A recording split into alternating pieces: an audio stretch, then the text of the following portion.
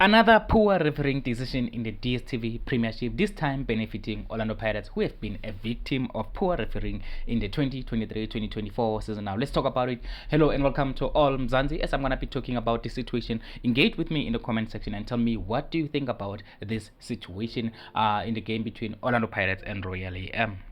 So this took place on the 27th minute. So the referee gave a penalty. All right, he gave a penalty, and I think he was a little bit blindsided when this event happened. I understand why the referee gave the penalty in the first instance, and as you can see, Tao Matlab was not happy about this, and he tried to protest. Against the referee's decision. So a penalty has been given in this instance. So what is the next step? So the next step is the referee has to consult with his consultant, and his consultant has to say what. Look at this. Okay, the consultant, I think he had the referee assistant had a good side of this. As you can see him running away from running towards the corner. He saw the whole situation, what happens.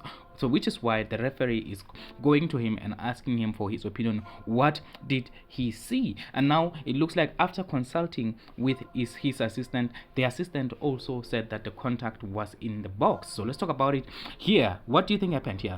As you can see, I think this clearly happens outside the box. It's not even on the line. As we know, a penalty, if the contact is happening on the line, it's going to be a penalty or inside the box. But if it happens just outside the box, it is supposed to be a free kick. So I think in this instance, the referee and his assistant made a mistake. And also this thing of consulting with your assistant, I think it's a good thing, as we've seen Jelly Chabani doing it in the game between Mamelodi Sundowns and Golden Arrows, and that I think in that instance they reached the right decision. But today I think they reached a very bad decision, a poor decision between the referee and his assistant. I will not put it on the referee. So if the referee did not see something clearly, he has to depend on his assistant to see the situation and help him out. This is why with these people have been upgraded from just being the linesman to being the assistant, which means they are more involved in the game, not only on offsides, but they are involved in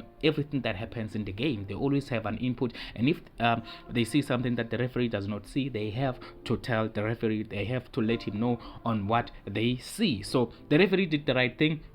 He consulted with his assistant after the Royal AM players were protesting, and the assistant said it is a penalty from what he saw as well. So I don't understand how this is helping out. What are these assistants doing if they cannot help out the referee? So I know a lot of people are going to be calling for VAR, but also with VAR, we have seen it, the technology is not yet perfect. Or let me just say, the people who are operating the technology are not yet perfect. That I think it will improve with time. But we've seen in the Premier League in England that it is not working out very, very well. There's too many mistakes made by VAR, the same technology that we are craving for in order to improve the standard of football in South Africa. But I do think that these referees need a little bit more training. We've seen Victor Gomez, he had a talk with the referees about the officiating in the DStv Premiership or in Africa as a whole, but it looks like nothing has changed. This is clearly the wrong decision made by the referee after consulting his assistant. That is very, very concerning, and it also affects the livelihood of other people. These players are people. They depend on their positions on the log and everything else. So this is a potential 3 points for Orlando Pirates.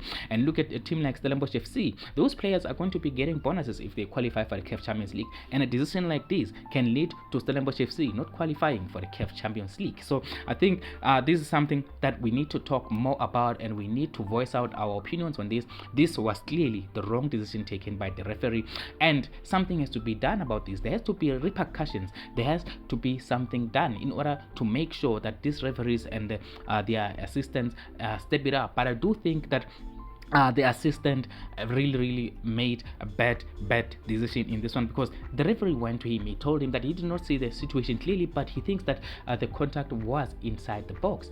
But the assistant said it is inside the box. But I think he clearly saw what happened, or maybe he just concentrated on running and looking for offside and not focusing on what was happening in the game. I wonder if that is what happened, then he is incompetent.